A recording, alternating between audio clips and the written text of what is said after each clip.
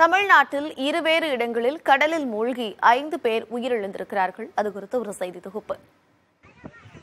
குடியரசு தின விடுமுறையை கொண்டாட மாமல்லபுரம் கடற்கரை பகுதியில் நேற்று ஏராளமானோர் கூடினர்.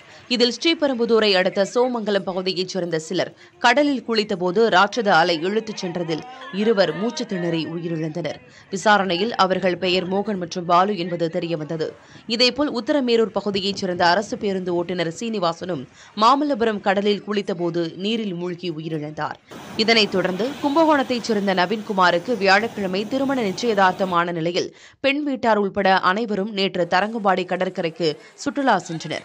அப்போது நவீன்குமார் தனது வருங்கால மனைவியுடன் கடலில் குளித்தபோது ராட்சத அலை இழுத்துச் செல்லப்பட்டதில் பரிதாபமாக உயிரிழந்தார். உயிருக்கு போராடிய இளம்பெண் மருத்துவமனையில் சேர்க்கப்பட்டார். இதில் நவீன்குமாரின் உறவினரான 12 வயது சிறுவனும் கடலில் மூழ்கி உயிரிழந்தார்.